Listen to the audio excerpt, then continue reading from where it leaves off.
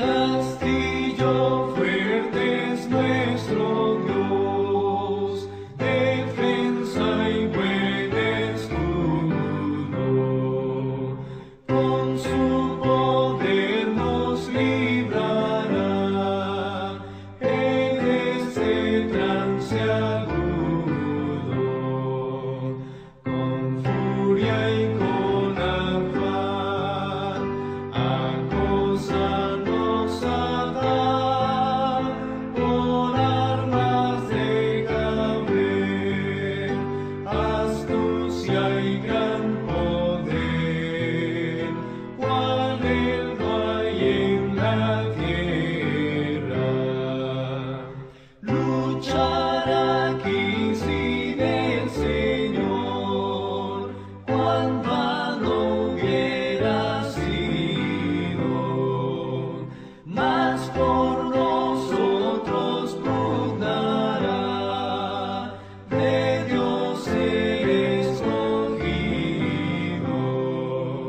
Sabéis quién es Jesús, el que venció en la cruz, Señor de Sabaoth, omnipotente Dios, Él triunfa en la batalla. Aun cuando estén demonios mil, prontos a devorarnos, no temeremos, porque Dios vendrá a defendernos. Que muestre su vigor Satán y su furor, dañarnos no podrá, pues condenado está por la palabra santa. Sin destruirla dejará, aunque mal de su grado. Es la palabra del Señor que lucha a nuestro lado, que lleven con furor los bienes, vida, honor, los hijos, la mujer, todo ha de perecer, de Dios el reino queda.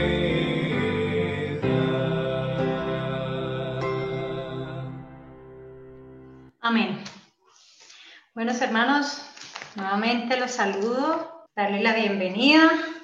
Vamos a tener no un tema, yo pensaría que una mañana especial con el Señor Jesús, donde Él desea saber y confrontarnos qué tan juiciosos hemos estado en todo este estudio desde que inició. Qué tan juiciosos deseamos saber cada día más de Él.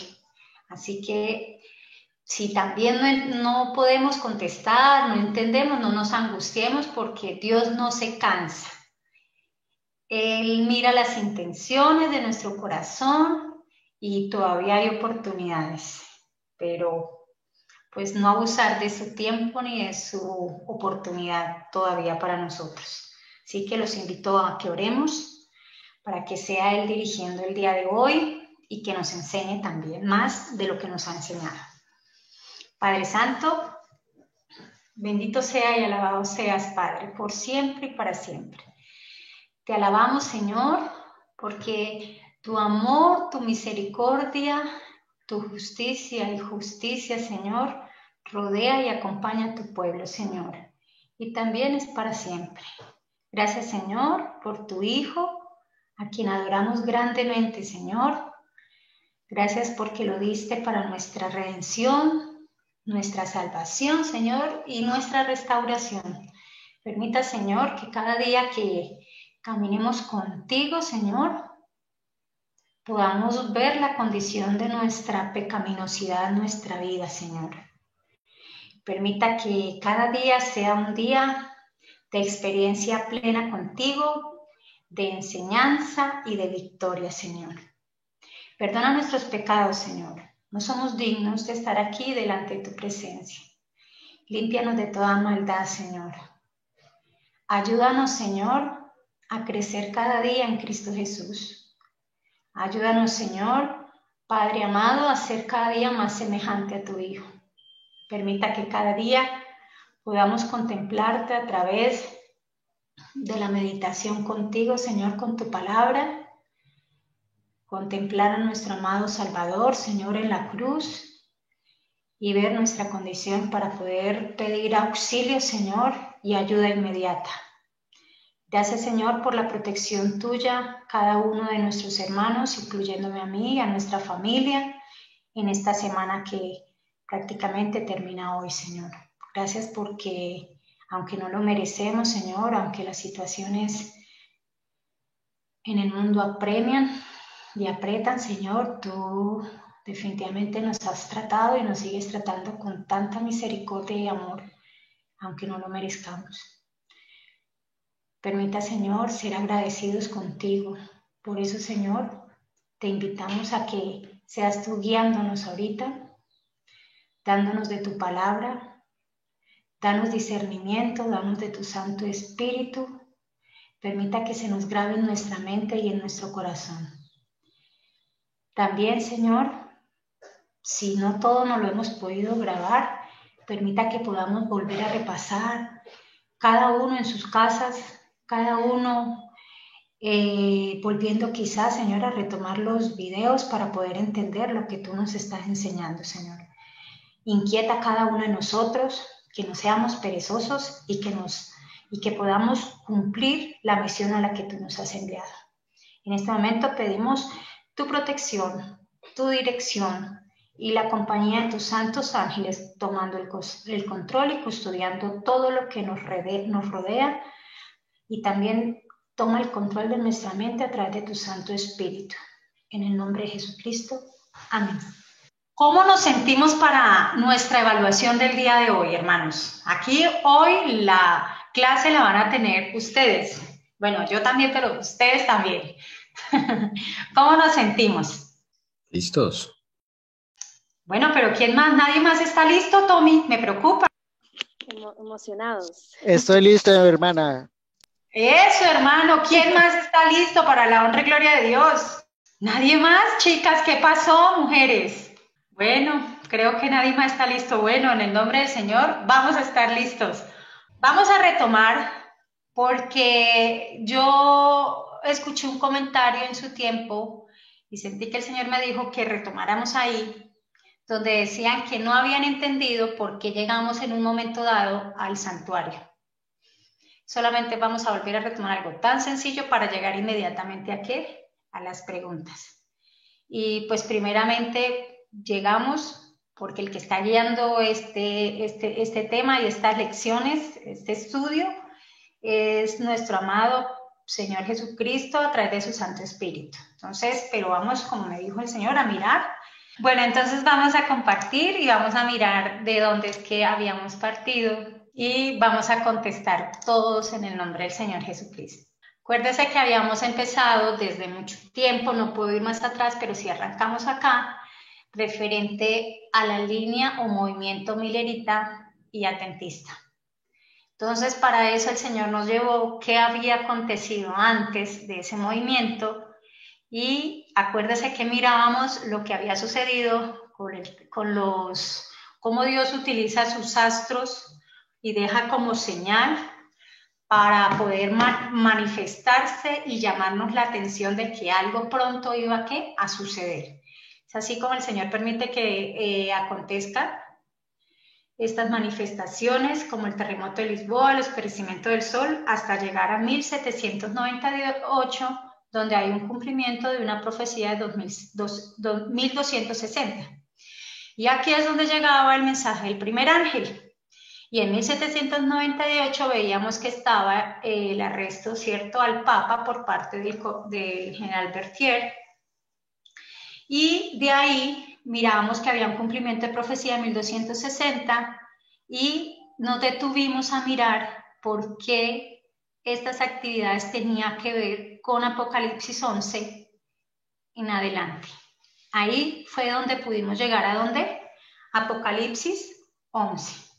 Entonces, como todo nos frenamos aquí y algo que pensábamos que iba a ser tan rápido como siempre suele suceder en las enseñanzas, lamentablemente dentro de la iglesia, pues el Señor lo frena a uno y empieza a encauzar para poder uno comprender el contexto de todo. En una fecha tan especial, en algo tan especial había acontecido y se estaban cerrando profecías y acontecimientos muy importantes dentro del pueblo de Dios. Para eso, pues nos tenía que llevar. Aquí lo que vemos que fue lo que pasó, el cumplimiento de los 1260, que ya lo estábamos hablando allí. Yo solo quiero hacer una anotación y después se lo contaremos, pero cuando bajé esta ficha, esta imagen, me llamó la atención algo y de pronto, porque Tom y Jessica saben, me llamó la atención cuando dice, se lo dejo ahí para después de pronto poderlo hablar, dice, el río aquí es una referencia a la persecución contra los fieles de Dios. Curiosamente, ahí también habla de los, digamos, de los cuatro vientos y me acordé de pronto, hago es una colación de algo que le comentaba a Tommy y Jessica en su momento de un sueño que Dios me dio sobre un río. Entonces me llamó la atención y me dejó pensando, eso es como para poderlo estudiar, referente a una persecución que posiblemente también vendrá al pueblo de Dios, que es claro que así será. Entonces aquí vemos en Apocalipsis 11, 1, 2, que ahí fue donde empezamos a estudiar, y me dice, y me fue dada una caña de medir semejante a una vara, y alguien dijo, levántate y mide el templo de Dios y el altar, y a los que adoran, y a los que en él adoran. Pero excluye el patio porque está fuera del templo, no lo midas porque ha sido entregado a las naciones y éstas hollarán la ciudad santa por 42 meses. Al haber leído estos dos versículos, llamémoslo así, es lo que nos llevó en estos sábados a detenernos y a profundizar palabras claves que el Señor había dejado acá. Porque como nos dice el Señor, a veces cuando leemos literalmente más, no estudiamos. Cuando uno ya decide estudiar con el Señor, empiezan a haber palabras que quiere uno buscar el significado, como una caña, como el templo de Dios, como el altar. Y dice que en el altar y a los que adoran en donde, en el templo de Dios y en el altar. Y uno dice, bueno, ¿a esto a dónde me lleva? A un santuario. Entonces yo tengo que ir al Antiguo Testamento para que me puedan hablar.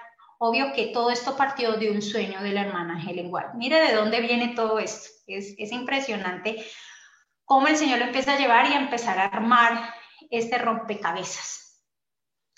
Pero excluye el patio que está fuera del templo y no lo miras. Entonces dice, porque ha sido entregado a las naciones y éstas hollarán a la ciudad santa por 42 meses. Entonces ahí aparece y pueden haber más palabras que ustedes en este momento me pueden decir, Elcira, faltó tal.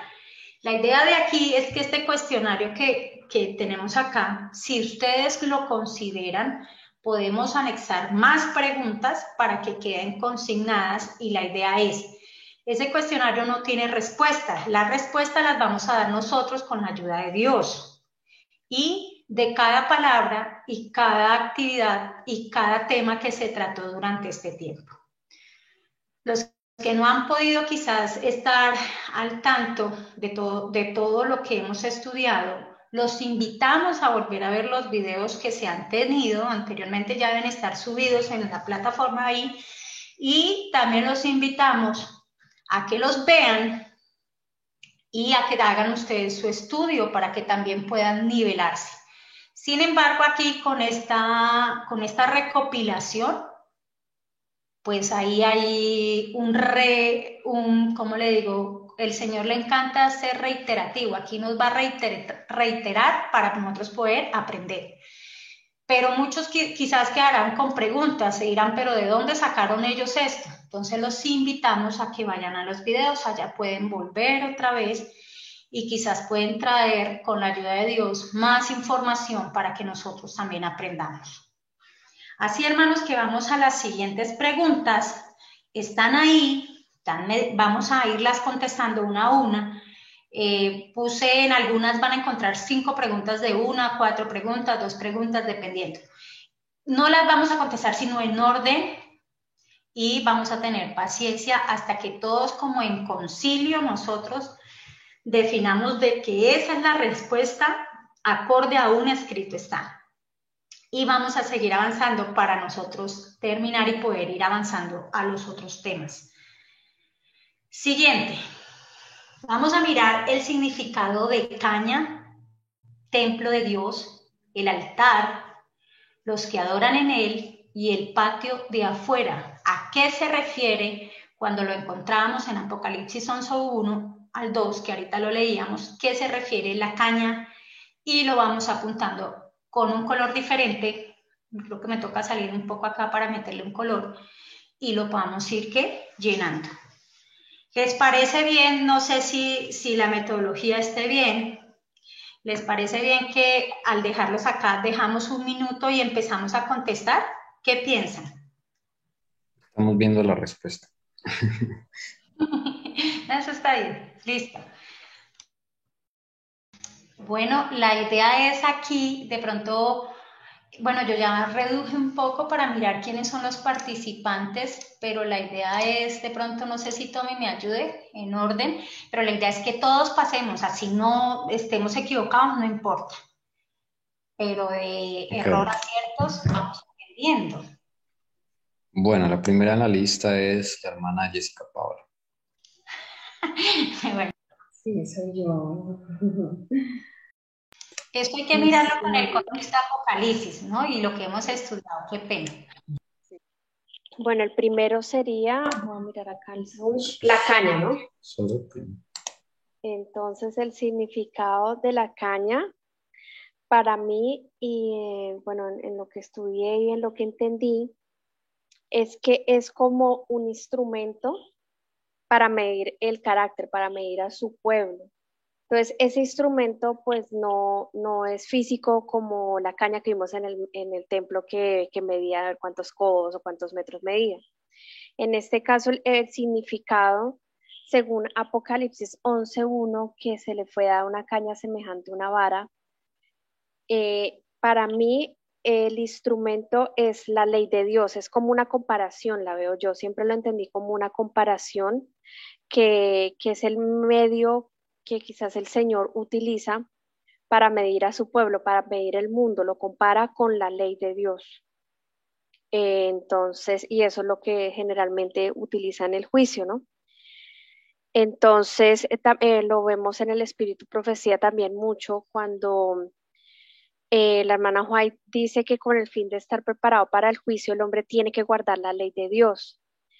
Esa ley es el patrón para medir el carácter, eso está en el conflicto de los siglos, en la página 460 y están en varios párrafos de los compilados, en varios libros de ella y siempre lo habla así, que ese instrumento como eso que utiliza el Señor para comparar es la ley de Dios en el momento que se hace juicios, es como el patrón. Entonces para mí esa caña a medir es ese instrumento que usa el Señor. Eso es. Gracias, Jessy. ¿Qué piensa el resto de los hermanos lo que dijo Jessy? Yo estoy de acuerdo con el resultado que dio Jessica, porque para mí también es un instrumento, ¿sí? De medir el pueblo de Dios. Estoy de acuerdo. ¿Quién más? ¿Quién más? Ahí hay más personas. Yo también, hermanos, estoy de acuerdo. Sí, porque por medio de los mandamientos el Señor nos mide a nosotros y nos damos cuenta que el estado que estamos. Pues yo también estoy de acuerdo con esa respuesta. Gracias, hermano. Sí, yo también. Ok. Yo Ani- también digo ¿Y que el eje medidor para mí es la ley del Señor, ¿no? Así como en un juicio terrenal se enjuicia a alguien basado en las leyes, ¿no? Gubernamentales de cada país. Entonces, así también las del cielo, el parámetro por el que nos van a medir es la ley del Señor. Así es. Listo, listo, pero no hay problema. Esto hay que seguir con la ayuda del Señor, hay que dejar que el Señor sea el que trabaje y no cerrarnos nosotros mismos. Hay que tener una mente abierta y un corazón humilde ante el Señor para dejar que Él nos enseñe. Entonces, estamos de acuerdo con el instrumento, ¿cierto? ¿Qué más? Pero faltaba Tommy. Tommy también tiene que aportar. Una cosita que se me olvidó agregar, teniendo en cuenta un aporte que hizo una hermana, yo en mis apuntes había puesto caña de medir aparte también de la palabra solo medir. Aunque tú pusiste ahí solo caña, me acuerdo que alguien opinó, no sé si fue la hermana Pati, algo muy interesante que significa la palabra medir, obra de juicio. Entonces, teniendo en cuenta de que la caña es el instrumento, pues ya en el momento del juicio, pues ya es un momento decisivo, ¿no? Pero es muy importante este aporte que yo anoté porque me hizo meditar en que antes de ese juicio, esa medición supongo que es un proceso, que es una obra de conversión, y dice acá el Espíritu Profecía que es una obra de conversión y de santificación para reconciliar a los hombres con Dios, poniéndolos de acuerdo con los principios de su ley. Entonces vuelve y como que recalca que es un instrumento de comparación con la ley de Dios, esa caña de medir, ¿no? Entonces es algo que había copiado de la palabra medir, aparte que alguien había hecho ese comentario. Pero le hago la pregunta, Jessy, ¿tú consideras entonces, porque es que aquí por eso les dije, si hay algún punto que ingresar, lo ingresamos. ¿Tú consideras, Jessy, que debemos ingresar medir? Sí, yo lo copié Eso es así, importante. sí, considero que sí, mejor. Vamos, lo vamos a dejar en color diferente, ¿qué piensan? Los aportes que ustedes hacen, ¿no? Los paréntesis, tengo un teclado que me molesta muchísimo y no me deja usarlo desde el teclado, es un enredo. Voy a tratar me es muy difícil. Pero bueno, entonces, ¿están de acuerdo, Tommy? Mientras yo voy aquí apuntando esto, ¿tú puedes dar tu aporte, por favor? Sí, eso está consignado en varios escritos del Espíritu Profecía. Es la interpretación que le dan los hermanos pioneros adventistas. Esa caña la tenían como la ley de Dios, que es el patrón por el cual nos van a medir y se mide a todas las naciones, no solo a nivel individual, sino a nivel colectivo. Cuando el Señor hace un juicio contra una nación, la ley de Dios es la ley de Dios por la cual el Señor Jesús murió en la cruz. La ley de Dios es el centro de gobierno, es el medio por el cual gobierna el Señor en todo el universo, es válida en esta tierra y en todos los mundos que no han caído. Entonces, definitivamente, cuando Juan le dan la caña a medir, pues Juan sabe a qué se está refiriendo, al juicio que se va a dar y al instrumento de medición del Señor, que es la ley de Dios. Totalmente de acuerdo. Gracias, Tommy. Les recuerdo que si dejo el micrófono abierto, me recuerden porque ahorita estoy escribiendo y no quiero que ustedes tengan eco. Les agradezco. Gracias. Entonces, ¿están de acuerdo con instrumento y que pongo acá juicio?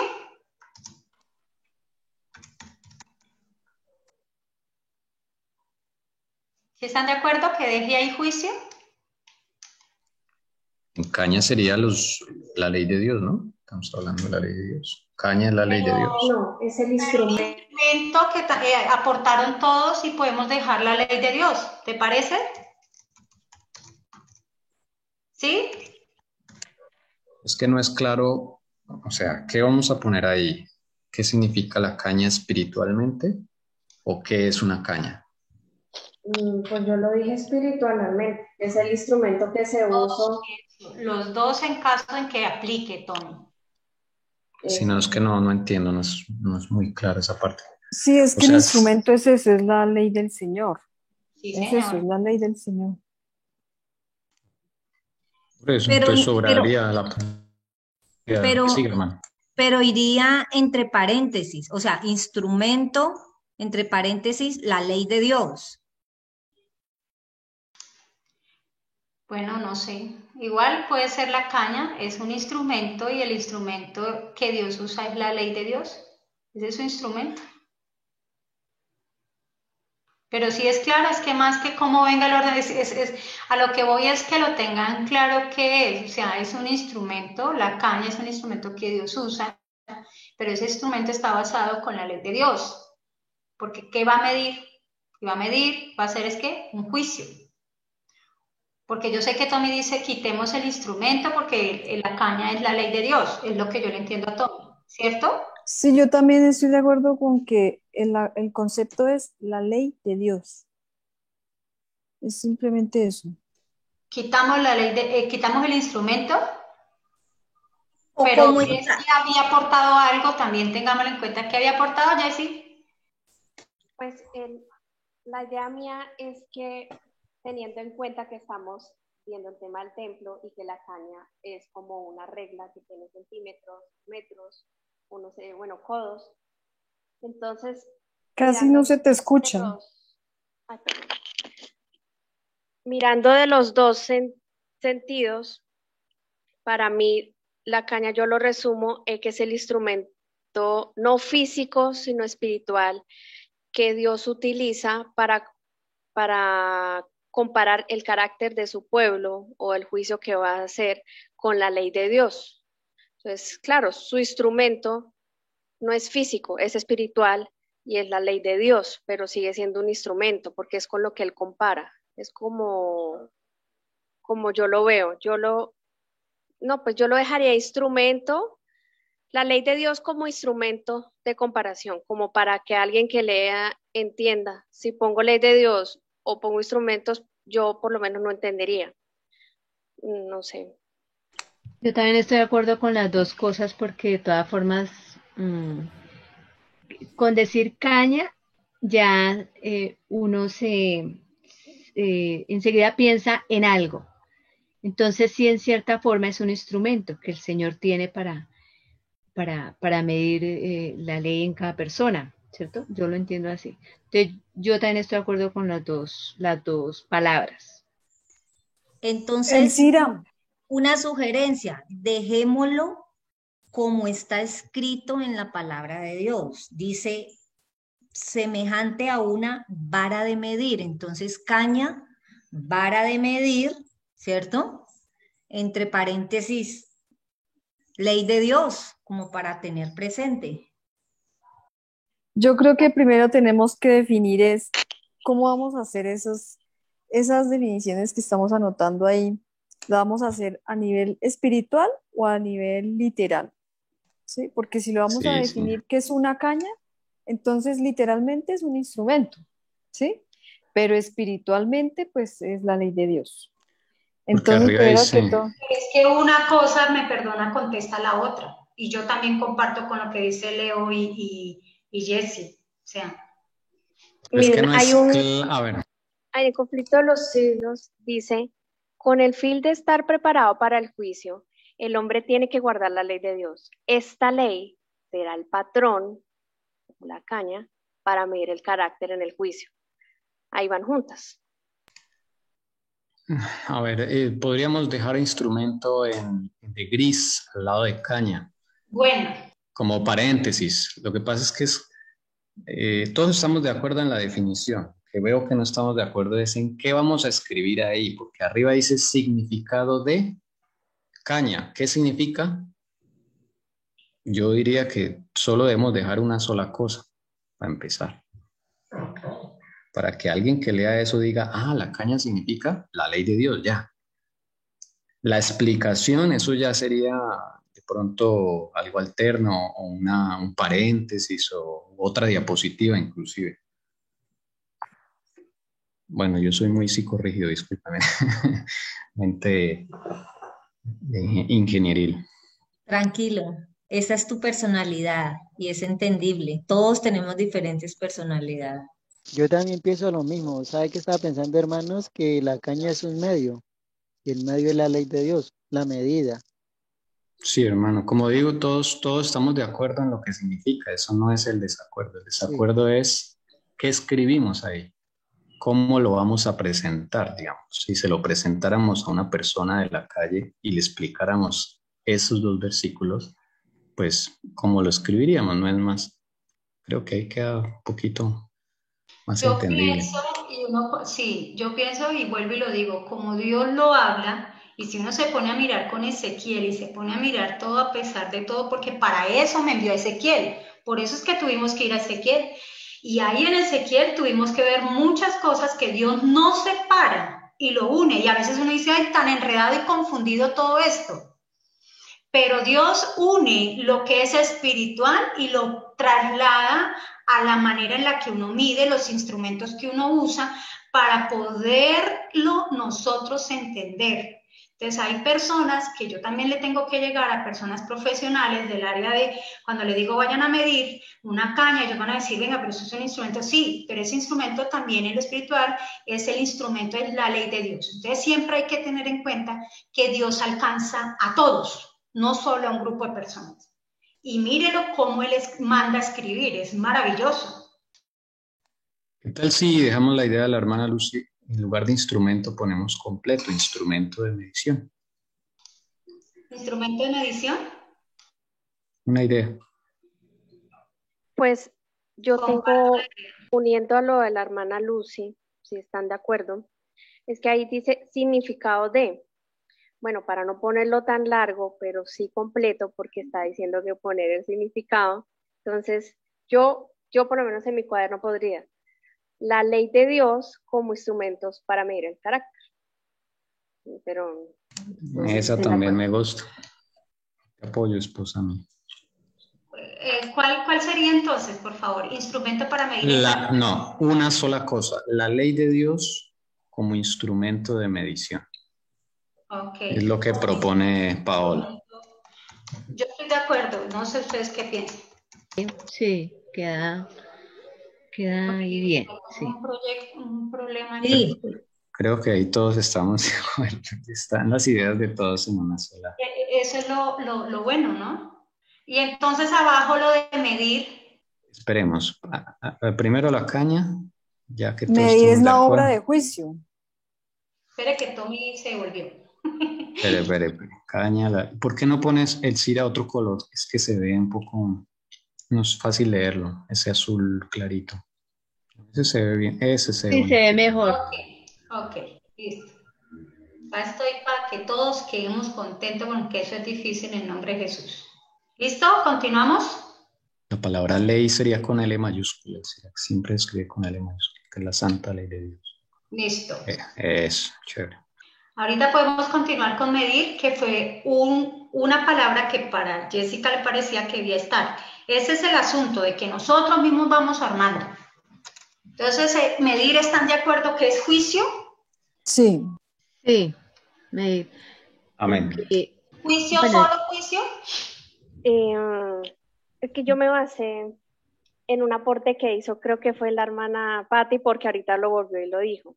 Y ella dijo obra de juicio. Y en el conflicto de los siglos, en la página 460, párrafo 4, dice que es obra de la conversión y de la santificación reconciliar a los hombres con Dios, poniéndolos de acuerdo con los principios de su ley, que ahí se unen con la definición de caña. Entonces, pues no sé si la hermana Patti está de acuerdo, porque eso fue lo que yo copié, pero yo pondría eso, que es la obra del juicio. Para mí es eso. Para mí también es eso, una obra de juicio. ¿Para quién más? ¿Están de acuerdo? ¿O les parecería si pudiéramos dejar juicio de los muertos y juicio de los vivos? Eso ya es interpretar. Para mí medir es Lo interpreto porque va al final cuando él habla y los que adoran en él, entonces habla en presente que los que, y sabemos a través de Espíritu y Profecía, porque por eso fuimos al conflicto de los siglos, que ahí el juicio empezó con los muertos, pero lo curioso es que aquí habla en presente, que fue lo que yo expliqué la vez pasada, y quiere decir que ahí nos confirma el Señor, y más adelante nos sigue confirmando que va hasta el juicio de los ¿quién? De los vivos. Pero si les parece, lo dejamos así. Yo estoy de acuerdo en la obra de juicio porque medir es como una acción, no es un acto, se toma una decisión, es una obra, así es. También estoy de acuerdo. Recuerden el contexto de todo Apocalipsis. Cuando yo les estoy diciendo significado es hacia dónde nos estaba llevando el Señor. Por eso de dónde venimos y hasta dónde nos lleva. Recuerde siempre mirar así. Bueno, y si colocamos entre paréntesis vivos y muertos. O si les parece al final que puede quedar una anotación, pero ahí está claro y recuerden siempre que al estudiar debemos mirar el contexto de cómo el Señor, de dónde nos está trayendo, hacia dónde nos lleva y qué es lo que nos está mostrando, porque nosotros estamos leyendo esto y por eso la gente que apenas llegó ahora tienen que ir atrás para mirar el contexto de que estamos leyendo un capítulo 17 del conflicto de los siglos para que ellos puedan entender. Y así se estudia con el Señor. Yo tengo un aporte, pues porque el Cira tiene toda la razón en cuanto a Apocalipsis 11. Y una buena frase que me parece a mí, no sé a ustedes, es la obra del juicio de los muertos, de los vivos y los muertos, como para completar, que no quede el juicio solo, sino específicamente cuál. Bueno, igual ese es el juicio de la tierra, ¿no? Pero especificar basado en el estudio y en el capítulo. Es la obra del juicio de los vivos y los muertos. Déjame lo voy poniendo. ¿La obra de qué? Perdóname, para que lo vayan mirando. Es la obra del juicio de los vivos y los muertos. ¿Qué van pensando? Acuérdese que leer no es que el Cira puso una palabra, no, acuérdese del contexto, de dónde nos trae el Señor, a dónde nos lleva. Inclusive llegamos a decir que debíamos devolvernos a Apocalipsis 10 para tratar de entender este asunto. Y así es como, o sea, lo que el propósito del Señor es un poquito como abrir la mente y poder entender cómo se estudia y cómo poder mirar las escrituras de Él. Y que cada palabra que Él deja, que a pesar que yo no la tengo aquí, por eso los invito a que tengan la Biblia abierta y estén leyendo esos 2 versículos. Ténganlos abiertos y estén leyendo porque el Señor está dando un contexto ahí. Y inclusive más adelante, por eso acá lo miro, Él está dando aquí un contexto y en ese contexto lo sigue hablando también y si no me equivoco está en el versículo 2. Que no me quiero adelantar, pero la idea es porque eso fue lo que se habló en esas reuniones. Por eso es que los invito, deben volver a los videos. Y volvamos a leerlo, si no, busquen en la Biblia. Dice, me fue dada una caña de medir semejante a una vara. Y alguien dijo, levántate y mide el templo de Dios y el altar y los que adoran en él. Pero excluye el patio de afuera del templo, no lo midas, porque ha sido entregado a las naciones y esta hollará la ciudad santa por 42 meses. A los que adoran, ojo, porque cada parte que hay que leer el Señor, también hay mirar el presente y futuro, y uno dice, ¿cómo así? Si hay un juicio que inició en 1844 nosotros como pueblo de Dios, ¿por qué Él está hablando en presente? Porque ese juicio no ha terminado. Y si yo sigo leyendo más adelante, con el contexto que me da al terminar, que ahorita lo vamos a mirar, el contexto final que me da al terminar 42 meses, ahí está también la respuesta de ese famoso juicio. Entonces esto por eso es a los que ven y están llegando nuevos, deben volver, perdónenme ser tan reiterativa, volver allá a esos videos y aprender un momento con la ayuda del Señor, a entender un poco y ir a los, se me olvidó ahorita, a los versículos que aparecen ahí para comparar a qué está hablando el Señor, qué se refiere. Acuérdese que en el primer versículo, Él nos lleva, que dice, adoran en Él, nos llevaba a Ezequiel. Pero en este segundo versículo, que termina en 42 meses, nos llevaba a Lucas 21, 24. Y cuando yo hoy miro los contextos, aquí en este contexto de Lucas 21, 24, me contesta literalmente lo que está sucediendo con ese juicio. Que ahorita lo vamos a mirar. Si les parece, seguimos y ahorita miramos los contextos. Sí, sigamos. Templo de Dios. ¿a qué se refería entonces el Señor al templo de Dios? Miremos siempre las escrituras. El templo de Dios es el lugar santo. De todo lo que hemos estudiado, ¿te acuerdas que ahí nos mandaron a Ezequiel? El Santísimo también. Muy bien, ¿qué más? ¿Quién más da? El templo de Dios, nosotros mismos, templo de Dios que debemos ser y por lo tanto debe estar lo más purificado posible, ¿no? Sí, señora. O sea que ahí están hablando, ¿será de un grupo de personas? ¿Ustedes qué creen? Pues sí, porque no todos tenemos el mismo templo, ¿no? Unos pues se consagran más que otros, pero por eso tenemos que pedirle al Señor pues eh, esa parte, ¿no? De la espiritualidad para que no nos dé pereza mm, irnos alimentando de su palabra e ir aprendiendo y que Él nos ayude a pulir en todo sentido, física y espiritualmente, para tener ese templo como Él quiere que lo tengamos. Cuando aquí en Apocalipsis Juan nos dice, y levántate, le decía el Señor, y mide el templo de Dios. Cuando dice mide el templo de Dios, ¿a qué se refería el templo de Dios acá explícitamente? Entonces, para irlo apuntando. ¿Será que hay grupos de personas, ustedes qué creen? Dentro del A los que lo templo de componían. Dios. A los que los componían. Hermana Marta, bienvenida. Los que lo componían. ¿Y quiénes eran los que lo componían, hermana Marta? Los que son sacerdotes. sinceros. Bueno, el templo. ¿Quiénes servían directamente en ese templo? Los que enseñaban la palabra de Dios. Los sacerdotes. Sacerdotes y los levitas. De pronto, Tommy, ¿nos puede ayudar un poco en ese contexto a qué se refería el Señor? Creo que tiene varios significados, porque es que Eso. se puede ver de Miren, si nos diferentes toca formas. crear otra diapositiva, no se preocupe, pero la idea es eso.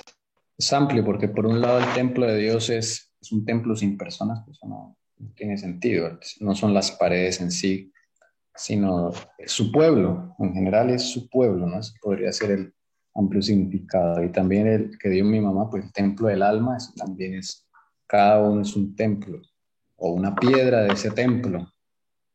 Yo diría que en general es el pueblo de Dios, reuniendo todo lo que han dicho.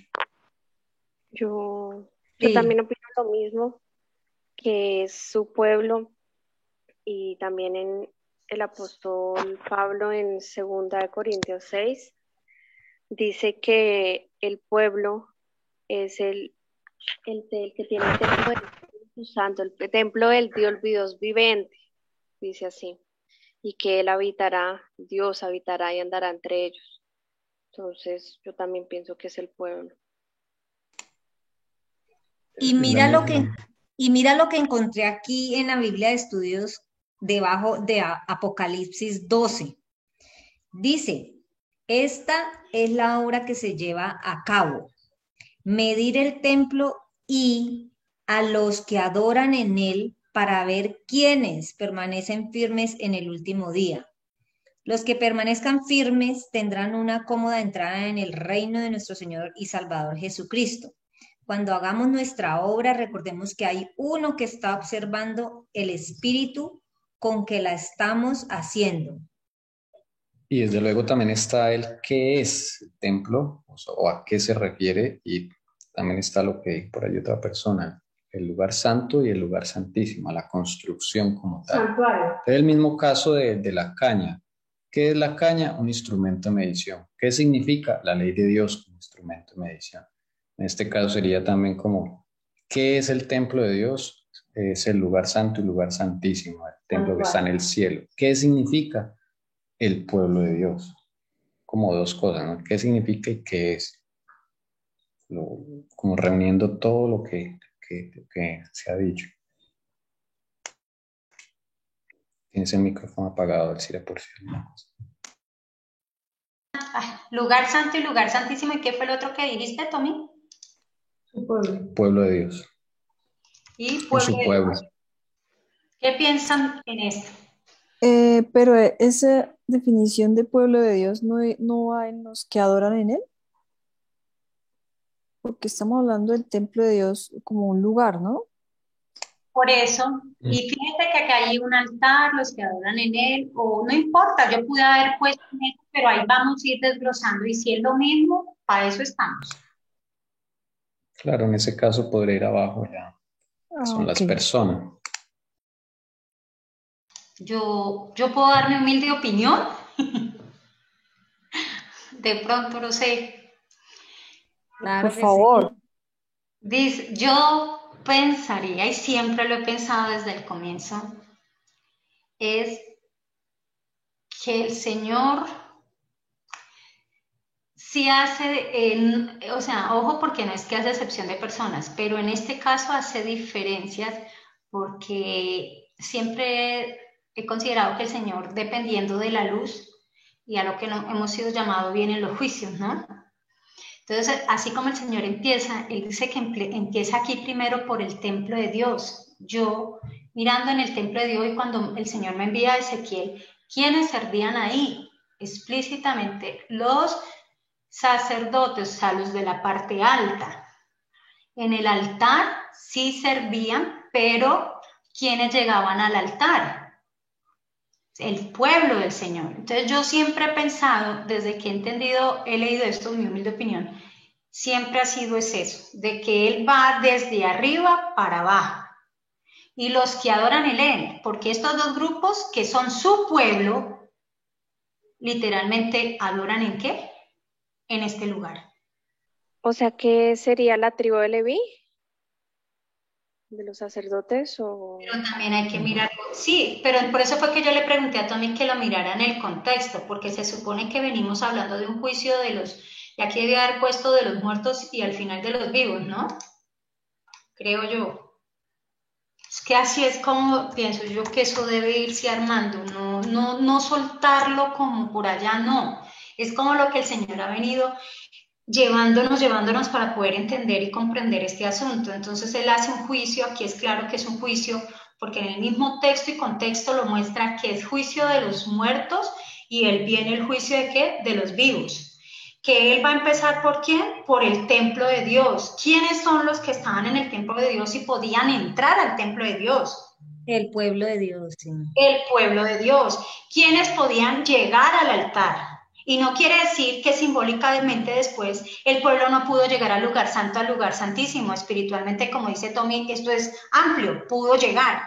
Pero es como el Señor empieza los juicios de acuerdo a la luz y a la responsabilidad de cada uno de nosotros. No es lo mismo el juicio para alguien, llamemos que a última hora conoció, a nosotros que Dios nos ha dado el tiempo de venir a que estudiáramos, escudriñáramos y tuviéramos esta luz, a otros que tienen una luz superior y a los cargos que el Señor da. A la medida de la luz, así mismo seremos juzgados. Entonces, como hablan de un juicio y el Señor empieza aquí a estipular y a dar jerarquía, llamemos como enumerar, más que jerarquía, a enumerar qué es lo que va a hacer y noto siempre que hay una diferencia, porque pues lo mismo es el templo de Dios, hubiese dicho el templo de Dios sin mencionar el altar, porque el templo de Dios está también el altar, según lo que leímos también en Ezequiel, o sea, todo eso empieza uno a mirar cómo funcionaba el santuario, pero el Señor empieza a dividirlo es porque viene un juicio diferente a cada uno, es mi punto de vista, no sé. Entonces dejémoslo como pueblo de Dios. Yo no sé si yo entendí mal, pero entonces en el templo de Dios solo son los que ofician en el templo de Dios. O sea, y no estarían todos, más bien todos sí estarían, bueno, en el quinto, después hablamos de ese, pero en el templo de Dios solo sería Como los sacerdotes. funciones, porque Sí, fíjate los que ofician. Uh-huh. Como responsabilidades, porque si tú miras, literalmente nosotros también a la final, después del juicio de los muertos, un grupo se quedó en el altar, otro grupo se quedó en el lugar santo y otro grupo está esperando al Señor Jesús del lugar santísimo que salga de las bodas. Entonces esos son los grupos, por eso sí ve que sí hay diferencias.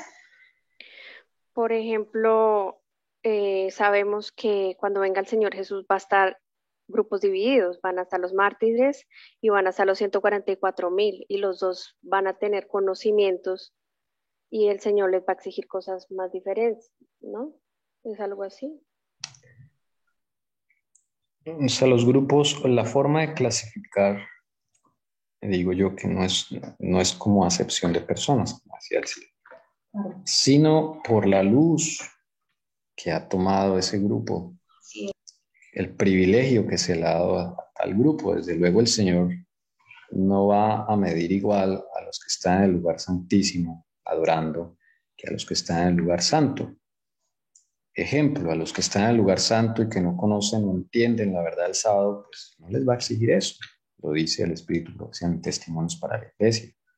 Al que está en el lugar santísimo, que sí conoce todas estas cosas, reforma pro salud, desarrollo del carácter, ¿sí? Es el Señor sí va a medir con estas cosas. Entonces, de acuerdo a la luz que cada uno tenga, pienso yo que es en los grupos como se dividen. ¿Qué opino? Y dejémonos, o sea, veamos el caso de Aarón. Yo siempre lo he puesto. Dice, ¿con quién se fue directamente el juicio primero, en primer orden? Con Aarón. Aarón quedó, ¿qué? A cargo del pueblo. O sea, eso es, y la hermana Helen White lo habla en Patriarcas y Profetas. O sea, eso es delicado, es como cuando a uno Dios lo ha llamado a una obra o a algo, liderazgo o algo así. O sea, la responsabilidad ante los ojos de Dios es grandísima. Entonces es más como por cargos. Están los sacerdotes, los profetas o el que está a la cabeza de algún... Lo que dice como por Tommy. cargo. Es que si fuera por cargos, entonces los juicios, o sea, en el lugar santísimo estarían todos los pastores nomás, por ejemplo, o los ministros que predican, solo ellos. Y los hermanitos que de pronto no son pastores o no, estarían en el lugar santo. ¿Me hago entender? Es como que da una idea que es de cargo, de rol en una iglesia. No, yo pienso que es más de nivel de luz que la persona ha recibido, privilegios que se le han dado. Tommy, yo comparto con lo que tú dices y de pronto no me he hecho entender con lo de Aarón, pero es que Aarón, ¿quién era? ¿Qué representaba a Moisés? Era la simbología de Cristo. Prácticamente, ¿quién era Aarón? Era el profeta de Dios, o sea, estaba cerca al conocimiento y a la luz, estaba muy cerca. No habían dejado a cualquiera responsable del pueblo. Alguien que había andado y había visto las manifestaciones no era cualquiera, o sea, a sí mismo se le demandó, ¿ve? Y ahí es lo que está diciendo Tommy, o sea, es qué es tan cerca nosotros, qué tanto hemos avanzado con el Señor y en qué lugar nos encontramos a sí mismo, se va a demandar.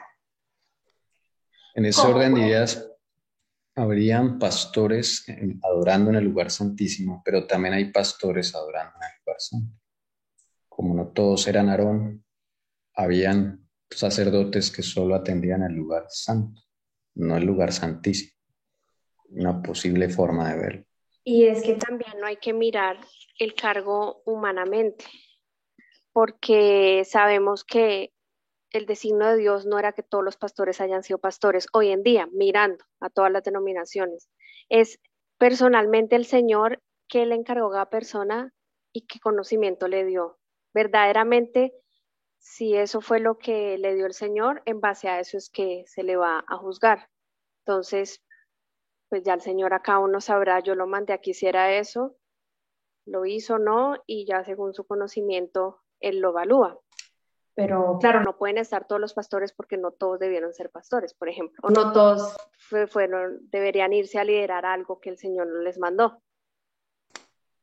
No todos llegaron a tener una experiencia con el Señor a través de la palabra o un conocimiento, no es lo mismo. Entonces eso sí ya, pero llamémoslo así, no escatima en que alguien haya llegado a un lugar alto, es una responsabilidad porque acuérdese que aquí leíamos que el pueblo literalmente cuando el pueblo no entró en 1888, que yo lo leí, la hermana Helen White decía, el problema radicó en que los ancianos, los de mayor, los que venían trabajando con el Señor mucho tiempo, o sea, los que venían de atrás, dice que los jóvenes los miraron a ellos para ver ellos qué hacían.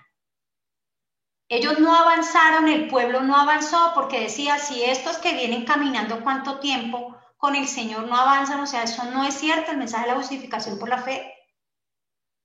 Entonces eso es una responsabilidad ante Dios en todos los aspectos, en todos.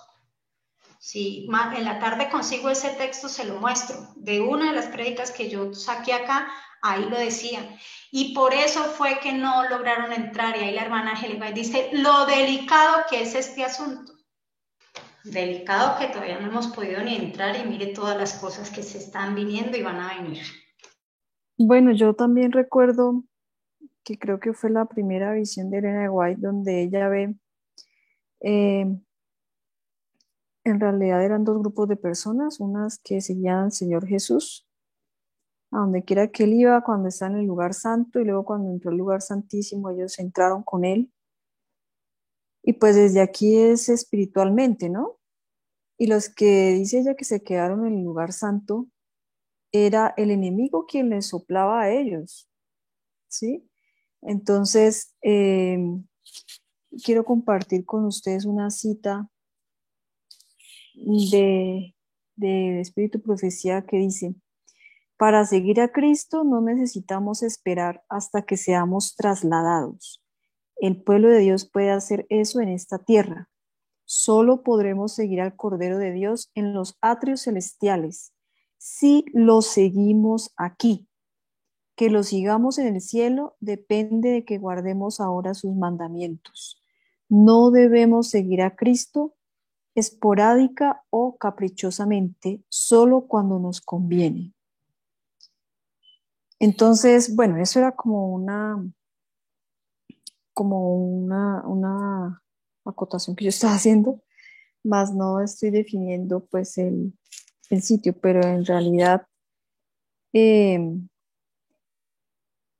pues en cuanto a quiénes se refería ahí, pues sí, en realidad somos todos, ¿no? Porque todos debemos estar siguiéndolo por fe a él.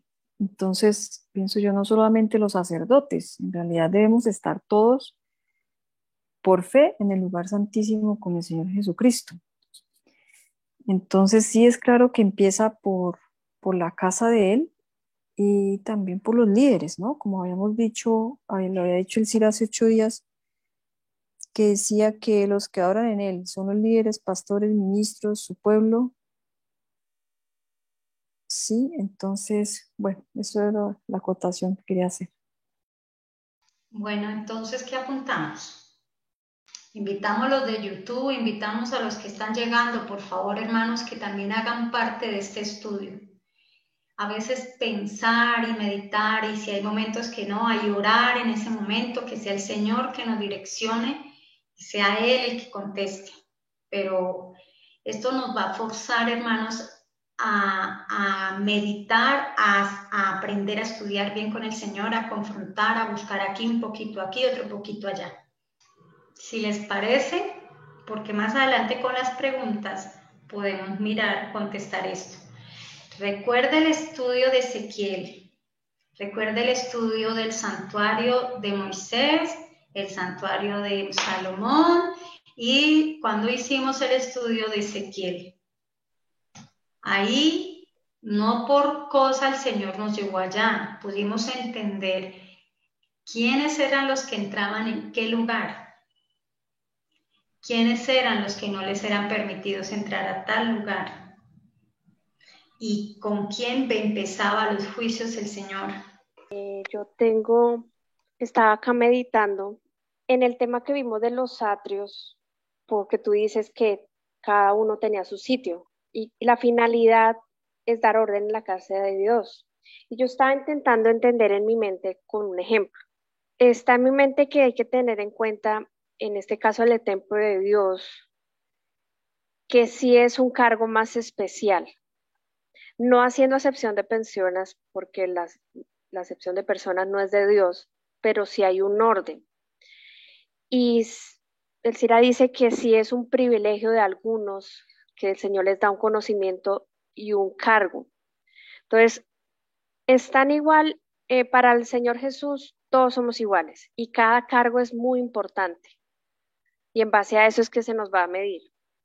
Pero hay cargos, por ejemplo, del que oficia en el lugar santísimo en el día de la expiación y de la persona que el Señor le dejó el cargo de cocinar y hacer los panes. Los dos cargos son muy importantes para el Señor y en base a eso es que se le va a hacer el juicio. Pero el cargo de hacer los panes no se compara con el de oficiar en el lugar santísimo. Entonces, yo veo que es como un cargo especial de mucha responsabilidad. Y otros son como un poquito más baja responsabilidad, yo lo veo así, o sea, hay unos cargos que son de más alta responsabilidad. Los dos son importantes, pero hay unos que son un poquito más, tienen más privilegios, tienen más cosas que se les va a pedir que otros. Y los dos son importantes, pero hay otros que son mayores. Entonces eso yo veo que en el templo de Dios están esos que tienen ese privilegio, que son mayores. Y en el otro va que los que hacen los panes van otro, son importantes. Pero el Señor es un Dios de orden y en Ezequiel en los atrios lo vimos. Cada uno tiene su atrio, tiene su entrada, todos son importantes, pero pues lo que ya dije, yo lo entiendo así. Bueno, yo les hago una propuesta, ¿no? Todavía, si les parece, vamos avanzando. Es como cuando uno está presentando un examen, hay algo que uno no está seguro y uno sigue avanzando. Luego nos devolvemos, oramos si no podemos contestar esto y estar todos satisfechos, que el Señor nos ayude. Entonces, si les parece, seguimos. Y de pronto, cuando sigamos contestando, nos vamos a devolver y el Señor quizás nos habrá respondido para volver acá. ¿Les parece?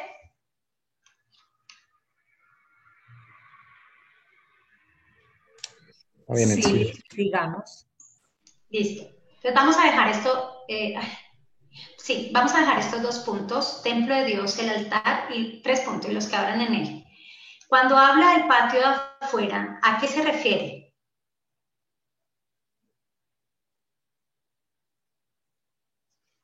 Acuérdese de cuando estuvimos en Ezequiel. ¿A qué se refería el patio de afuera?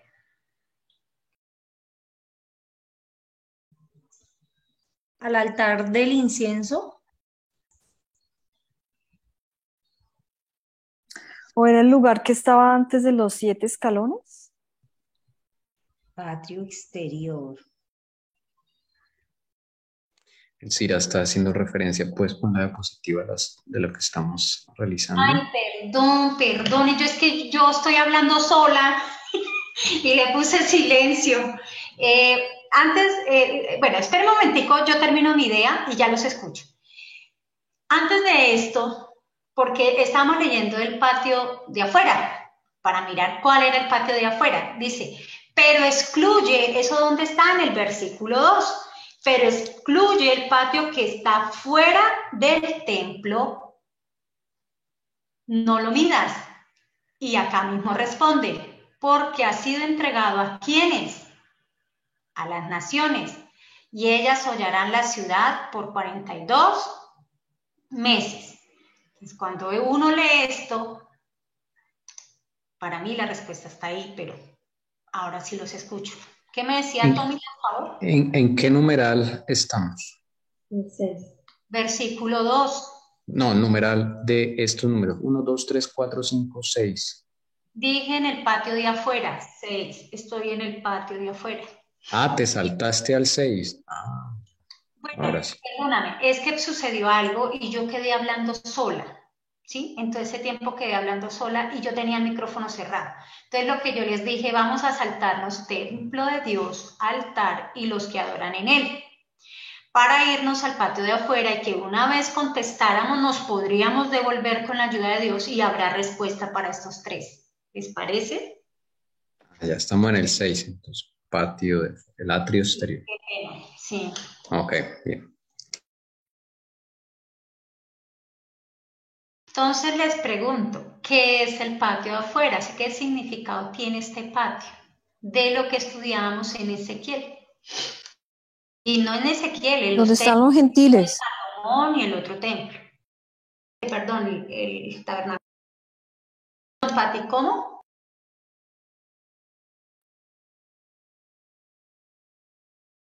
Le dijo dónde están los gentiles. Sí. Donde se encuentran los gentiles. No sé si sea antes de los 7 peldaños primeros que hay.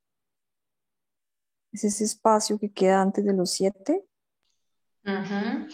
Y ahí era donde Tommy que quiere que le vuelva a mostrar la imagen. No, Elcira, era esta diapositiva. Qué pena. Entonces tenemos que Patti nos dice los gentiles, que ella dice que es el patio antes de subir los 7 pasos, los 7 escalones. ¿Qué piensan ustedes? Esa respuesta es según el templo de Ezequiel. Según el templo de Salomón, ¿cuál era? ¿O es lo mismo? ¿Alguien me está contestando?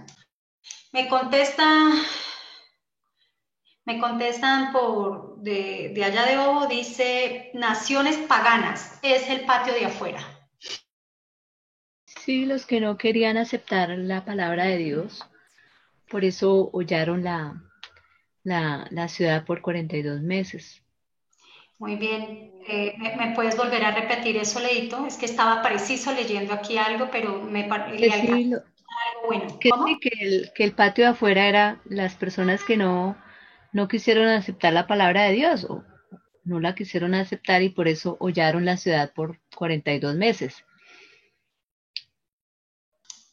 O sea, sí, Ok, no. podríamos clasificar, ¿están de acuerdo? O sea, uno de los puntos es los que no quisieron, pero también hubo personas que cuando uno mira los atrios, el atrio tuvo un propósito, ahorita lo vamos a mirar, que eso nos va a contestar esto también. O Pero también, aparte de los gentiles, ¿quién más? Porque acá me escriben, también es personas que necesitan de Jesús, naciones paganas. sí, que no han tenido oportunidad de escuchar más de lo que ellos saben. Quizás como fuimos antes nosotros. Sí, puede ser. ¿Quién más piensa, por Sí, favor? son poblaciones distintas a la población de Israel, ¿sí? Em, que, bueno, son procedentes también de la gentilidad, en contraposición a judíos. Estoy leyendo acá un diccionario. Dice, descendientes, también pueden ser descendientes de las elas tesálicas, a los griegos, en contraste con los bárbaros. Sí, o sea, en resumen, eran personas que no conocían de Dios, que puedan ser de origen griego, bárbaros, griegos, bueno, y, pero que no pertenecían a la comunidad de Israel, al pueblo del Señor. Gracias. Es evidente que todos estamos concluyendo a lo mismo. ¿Qué les parece si dejamos gentiles o qué palabras dejamos? Pues yo lo veo también como gentiles, como el mundo en general, porque, bueno, para mí el patio de afuera también es el gran atrio o el atrio exterior, que también lo llaman, que la intención era invitar al pueblo en general para que viera el templo y disfrutara la presencia de Dios, viera como ese testimonio, viera lo que había allí. Entonces era como la intención. Entonces, ¿a quienes invitaba? Pues al mundo en general, a los gentiles. En esta traducción que yo les había puesto, ¿qué tal también naciones? ¿Qué piensan dejar naciones también? Sí, naciones como más general, ¿no? Gentiles, naciones, pues como... Porque gentiles, gentiles de pronto nomás se va a referir a lo que a lo que decía en ese tiempo, a lo que se refería la Biblia en ese tiempo, ¿no?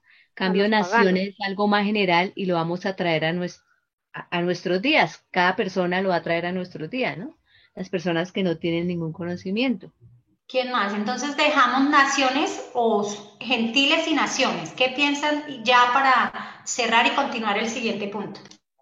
Gentiles y naciones. Listo, va uno, gentiles y naciones. ¿Qué piensa el resto, por favor? Jessica, Tommy.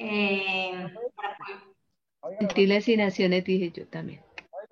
Listo, Leito, ya dijiste, van dos. Sí, así está bien. Patti, listo, Patti, gracias. ¿Quién más? Jessy, De Tommy. acuerdísimo. Muy de De acuerdo. acuerdo. Sí, está bien. ¿Sí? ¿También? De acuerdo. No, recuerde que nos vamos a devolver a estos puntos y con la ayuda de Dios que nos ayude, que sea Él el guiando. Yo aquí voy a dejar a Tommy algo que me pareció en medio de todo el estudio, un aporte que dejó Tommy en su momento cuando hacemos el estudio, me gustaría que él también lo pudiera explicar, me pareció maravilloso. Después te digo, Tommy, para que lo tomes y nos ayude. Con el siguiente punto. ¿Cuántos atrios tenía? Ahorita toca modificar los puntos porque pues no los tengo organizados ahí. ¿Cuántos atrios tenía el santuario de Moisés, Salomón, Ezequiel y Herodes? El de Moisés, ¿cuántos atrios? Y ahí ahorita dejamos a Tommy que nos dé un aporte. 3. Bueno, yo pongo 3, ¿quién da más? 1. 1. Listo, entonces tenemos 3 y 1. ¿Cuánto nos vamos por 3 o nos vamos por 1? Yo, Lucy, me voy por 3. ¿Quién más? ¿Quién más? Voy a mirar quiénes están por ahí y les pregunto. Hermana Marta, por favor, apórtenos. ¿Cuántos atrios tenía el tabernáculo de Moisés? Hermana Patti. ¿Quién más? Alexander, hermano Alexander. Ya dije que 1. Ah, Patti dijo 1, perdóneme, Patti. ¿Quién más falta ahí? Leito. Ani. No le pregunto a Tommy porque Tommy nos va a explicar ahorita. Estas son preguntas adventistas.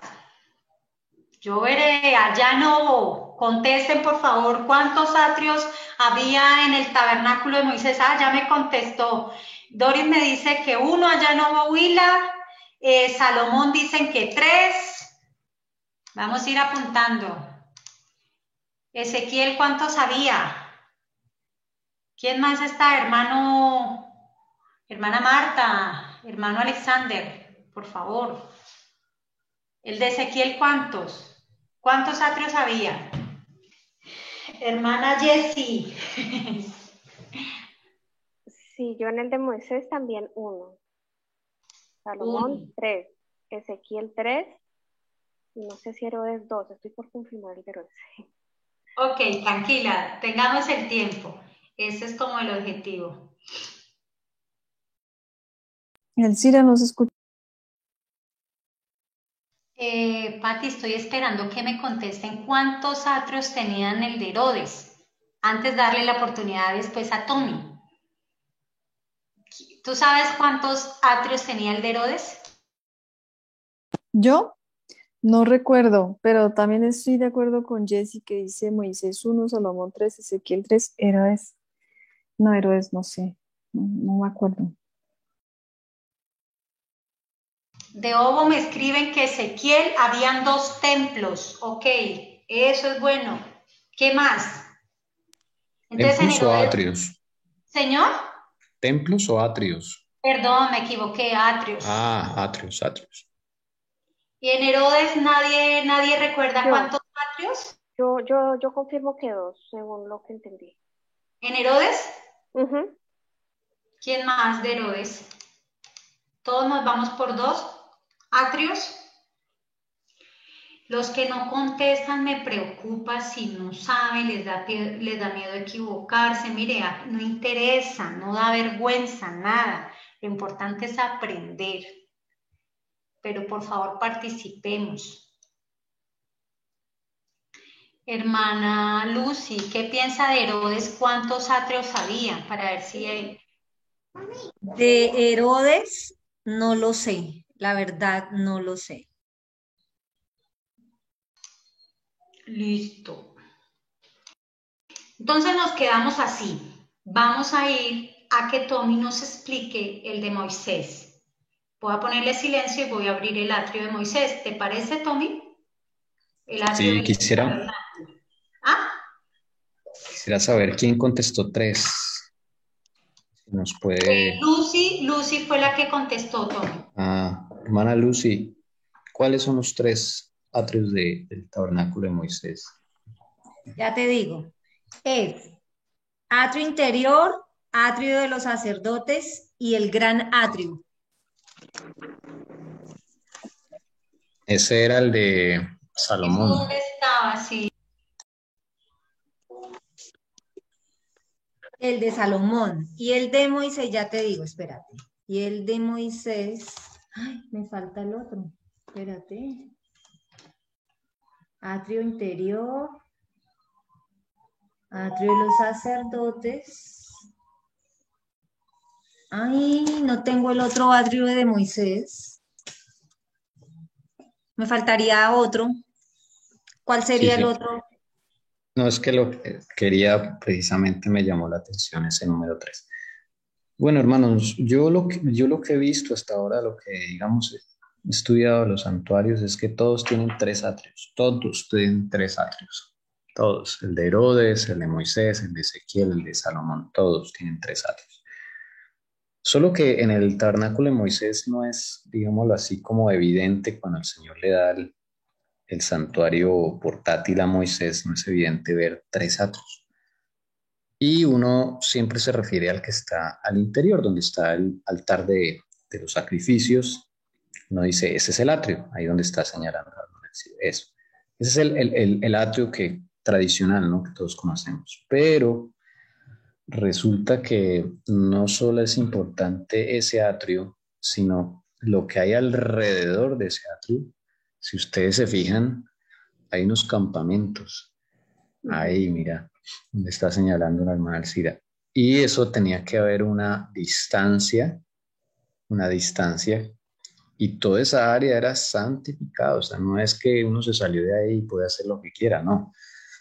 Los campamentos estaban ubicados de una forma ordenada.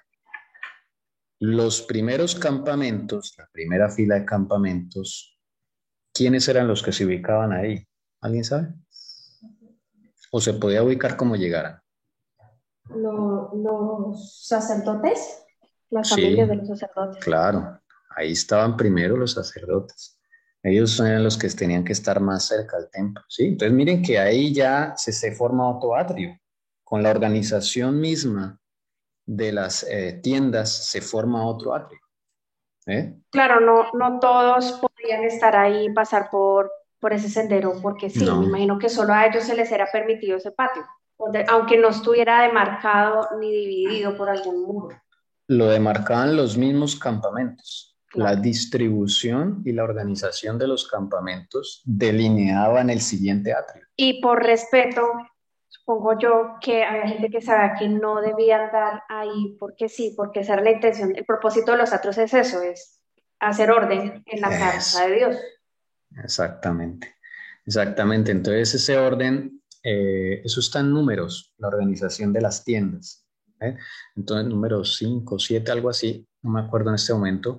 Entonces esa organización va a dar origen al segundo atrio de ese templo, porque es que el Señor dijo en Éxodo 19:5, os haré un reino de sacerdotes de gente santa.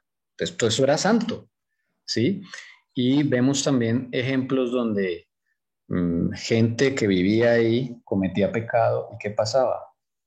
Venía la plaga del Señor, venían los juicios. O sea, uno viviendo ahí no podía hacer lo que quisiera, no es que en el templo uno era santo y fuera del templo entonces uno hacía de todo, no. Ahí en ese segundo atrio es donde los israelitas no entendieron que ellos estaban en la presencia de Dios, estaban viviendo en el templo de Dios. Entonces, por eso se dio muchos de los juicios que ellos tuvieron que vivir, como el que se robó un lingote de oro de Babilonia, lo escondió debajo de la tienda, estaba en el atrio, en el segundo atrio. Y el tercer atrio, ¿cuál sería? El que queda después de los campamentos, el resto, para el resto del mundo, ¿sí? Por ahí hay un texto que dice que el atrio es el estrado de sus pies, la tierra es el estrado de sus pies. del Señor, o sea, esta tierra, el resto de naciones. Entonces ahí están los tres atrios. No sé si estoy equivocadísima, pero no fue al atrio donde se mandó a Miriam cuando murmuró contra Moisés. Exactamente, cuando ella, y no solo ella, sino era un mandamiento para la gente que tenía ciertas condiciones físicas o quedaba leprosa, tenía que salirse del campamento y allá a un sitio fuera de ese segundo atrio, mejor dicho, lo mandaban al tercer atrio, tenía que quedarse ahí una semana para purificarse. ¿Ve? Entonces, ¿dónde se quemaba, por ejemplo, dónde se quemaba los sacrificios por el pecado, cuya sangre entraba en santuario, tenían que quemarse? ¿Dónde se quemaban? ¿En qué atrio? En el tercero, afuera, tenían que ser afuera del campamento. Entonces miren que todo ese orden nos da origen a que Dios sí tenía delineado tres atrios allí, que no es evidente en Éxodo, pero cuando uno lee los otros sí ya dice, bueno, hay una organización. Ahí están los tres atrios Tommy, Sí, una señor. pregunta, ¿será que ahí lo que tú hablas de que hacían el holocausto fuera en el atrio exterior, ahí estaba como el Señor también mostrando de que Jesús de la segunda opción moriría era fuera, sería sacrificado era fuera, no dentro del Pues, atrio? pues sí, a la final, Él era el redentor para el mundo, ¿no? El sacrificio expiatorio para el mundo. Sí, probablemente, sí. Pues no había caído en cuenta de eso. Porque el sacrificio por el pecado tenía dos partes. Una donde se consumía acá en el altar de bronce. Y la segunda, la carne, que se quemaba fuera en el tercer atrio. Y era una persona era la encargada de De solo llevarlos. hacer eso, sí recuerdo. Exactamente. O sea, habían funciones del santuario que se desarrollaban allá en el tercer atrio. No Varias. todas, pero sí algunas. Algunas, sí. Todos los atrios se utilizaban, supongo. Todos los atrios se usaban. Mi Tenía alguna pregunta, función. Sí, señor. entonces, el gran atrio es el que está afuera, ¿cierto? Y ese es el tercero. Ese es el tercero, sería afuera del campamento, donde están las naciones, los gentiles. Tal cual. Gracias. Y si uno se pone a Qué mirar, pena, perdón, Leo, qué qué pena. pena. En el primer atrio entonces del tabernáculo que estuvo en la tierra De era, Moisés. sí, de El Moisés, atrio interior. era el interior. El donde está ahí el altar del holocausto, ahí adentrico. Ajá. Toda esa área es el altar, el primer atrio.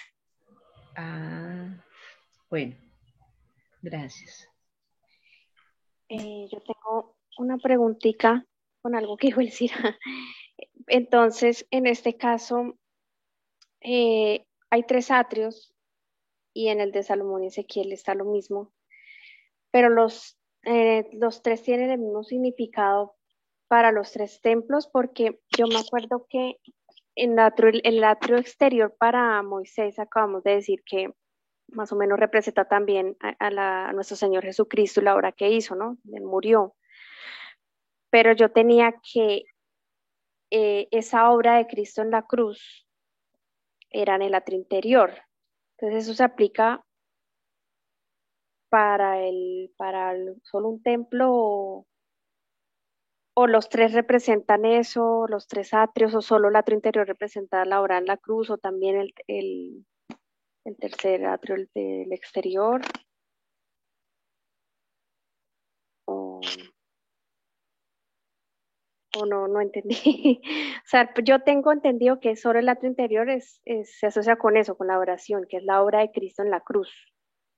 Pero bueno, Sí, la oración. también el gran atrio, ahorita en el de Moisés, pues también representaría eso. Entonces, Que el Cira está nombrando, el Cira está con el micrófono apagado, así vas a responder. No, iba a responder, pero vi que tú contestaste, entonces no. Ahora, yo lo que veo, y el Cira me corrige, es que ella está dándonos como la clave de lo que hubiese podido pasar si Jesucristo no hubiera sido, ¿sí?, llevado a la cruz y muerto de la forma que murió, ¿sí? Si más bien no hubiera sido no en la cruz, sino en otro lugar, afuera, ¿sí? Ya que algunos sacrificios, digámoslo así, algunos servicios del santuario se completaban en el tercer atrio. Sea, si a Jesús no lo hubiese matado como lo mataron, la idea de que lo mataran así, lo hubiesen llevado al atrio exterior. Sí, es así, ¿no? Sí, acuérdate que la semana pasada, acordémonos todos, la semana pasada hablamos que literalmente el plan del Señor, desde el inicio, desde que nos muestra el santuario, el plan era que fuera muerto ¿en dónde? Aquí en el atrio interior, en este atrio, no afuera en ningún lado, porque todo estaba dado para hacerse ¿dónde? Aquí. Muchos años sacrificaron los corderos que simbolizaba a Cristo muriendo acá, pero el Señor lo concibió desde el comienzo que había otra opción en la cual iba a morir su hijo. Y la otra opción lo deja registrado tanto en Isaías 53 como Salmo 22 y también ahora con el aporte que está dando Tommy, que cuando ya él moría era fuera en el atrio que exterior. ¿Dónde murió Cristo a la final? ¿Cuál de las dos opciones? La más trágica, porque no era para que muriera afuera, sino aquí adentro, no en el patio de los gentiles. Y ahí es donde se abre la puerta ¿a quién? A los gentiles, a las naciones. Con los suyos, Sí. por decirlo ahí, así, con los suyos adentro. O sea, si el Señor dejó, miren hermanos, es algo tan claro, si el Señor dejó el santuario, es una maqueta, y en esa maqueta hay que seguir el recorrido exacto como el Señor iba a hacer el plan de salvación, es porque el Señor debía morir era aquí adentro, eso era el plan desde el inicio, pero el Señor vio la maldad de su pueblo hasta donde iba a llegar, que lo iba a entregar era a los gentiles, o sea, a otras naciones quien lo iba a asesinar, y pues por nosotros, ¿no? Por nuestros pecados, no es que nosotros no tengamos nada que ver ahí. Entonces el Señor lo concibió y es por eso que monta este gran maqueta y los organiza no coincidencialmente y literalmente fuera del campamento, porque el Señor que dice que esta nación santa, y esto es para nosotros, en primera de Pedro 2:9 dice, mas vosotros sois linaje escogido, real sacerdocio, nación santa, pueblo adquirido, para que anunciéis las virtudes de aquel que os llamó de las tinieblas, ¿a dónde? A su luz admirable. Entonces, esto era un pueblo que santo, porque el Señor lo había llamado. Hoy el plan del Señor con nosotros es lo mismo, literal. Pero como no se cumplió como estaba en esta maqueta, Jesús muere ¿dónde? Fuera del campamento. Lo asesina. Y hay un detalle, Elcira, hay un detalle. O sea, Jesús fue juzgado en un atrio, a la final, en un atrio. ¿Pero cuál atrio? El de Poncio Pilato. Sí. Y es ahí cuando sueltan a Barrabás y el pueblo elige. Y es curioso que todos están ahí en el tercer atrio, hay judíos, hay griegos, todos están ahí mirando lo que está pasando. Y ese atrio, ¿saben dónde quedaba? Junto al tercer atrio del templo. O sea, eso era un complejo, el atrio, el templo de Herodes, el templo judío que Herodes refaccionó. Él lo hizo de tal forma que su atrio quedara ahí, cerquita, pegadito. Es curioso, entonces Jesús a la final fue sacrificado en el tercer atrio. Y ahí se confirma lo que estamos hablando. Bueno, y entonces el Señor debía de morir así como sacrificaban los corderitos, ¿sí? Tal cual, así dice Isaías Porque la 53. maqueta fue hecha para eso, tal cual. Bueno, y usted me dice si me salgo del tema, pero para mí no. Pero ella, bueno, no sé hasta qué punto me atrevo a decir mejor o peor, porque degollar a un corderito, no sé, era como, yo no, me hace como peor para Jesús, hubiera sido, digo yo, no sé, las cosas de él son perfectas, pero humanamente lo veo así. Dice Isaías 53, Sí, como cordero fue llevado al matadero. Sí, así es. Enmudeció, pero además dice, no, el cordero no gritó, no se estremeció, no, dice, enmudeció, no abrió su boca. Y eso era exactamente lo que pasaba con los corderitos. Nosotros nos imaginamos que cuando llevaban un cordero allá cogían y tráelo, mejor dicho, la masacre. No, el judío, el sacerdote, tenía un punto donde él picaba en la vena, no me acuerdo el nombre de esa vena, y simplemente le punza y el cordero literalmente no hace ruido, ¿sí? No hace ruido. Y él simplemente se desmaya y se muere.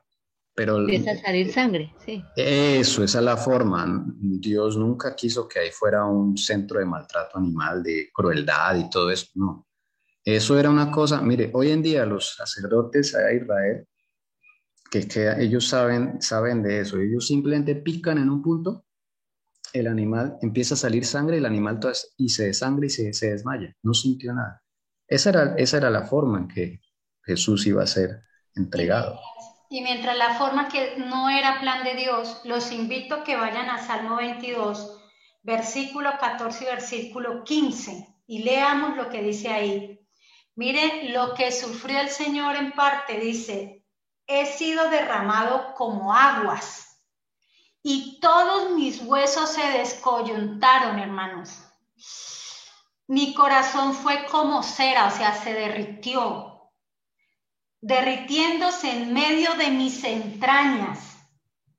Como un tiesto se secó mi vigor y mi lengua se pegó a mi paladar y me has puesto en el polvo de la muerte. ¿Sabe qué es que a uno se le descoyuntó todos los huesos? Que se le haya derretido su corazón del pecado, como dice la hermana Helen White, del dolor. O sea, fue un dolor, aparte espiritual, fue carnal también. No era plan de Dios. Era algo así como dice Tommy, y ya, no que fuera una tortura y lo desgarraran como se hizo. Y uno sigue leyendo ese salmo y uno empieza a entender el hecho de la tortura que él tuvo que vivir, y no solo fue este momento, la noche anterior y todo como lo tuvieron. La vergüenza de la desnudez de nosotros lo tocó vivir él. También me hace recordar el ejemplo más claro para mí que recordé de que confirma que no era el ideal del Padre y de Jesús que su hijo muriera así. Era porque él había dado el ejemplo con Abraham. Claro, el sacerdote y los que tenían que sacrificar les dolía, esa era la idea del santuario, ¿no? Les dolía aunque fuera de una forma muy diferente, pintando es como realmente sucedió, que fue escandaloso, fue con pánico, fue con mucho dolor que tocó el Señor vivir. Pero en Salomón, en Abraham, aunque era su hijo, porque le dolió, uno lee y fue algo diferentísimo, no fue algo tan escandaloso, incluso fue solo el padre y sabía exactamente dónde iba a poner la espada para matarlo de una vez sin que sufriera.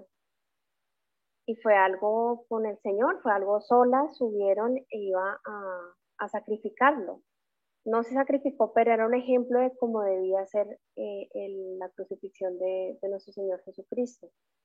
Pero también me surgía la pregunta, donde les digo que si me sale el tema no me la respondan, pero es algo que me surgió. En el momento de la crucifixión de nuestro Señor Jesucristo, como fue en ese atrio exterior, que no era el ideal, yo me acuerdo que el Padre, todo se llenó de tinieblas para que el Padre pudiera estar. Los ángeles llenaron eso de tinieblas para que el Padre pudiera estar ahí con su hijo, o se alejó, bueno, no me acuerdo muy bien de eso. ¿Será que en el atrio interior donde debía morir el Señor originalmente, no era necesario que el Padre que hubiesen tinieblas en ese momento, el Padre hubiese podido estar.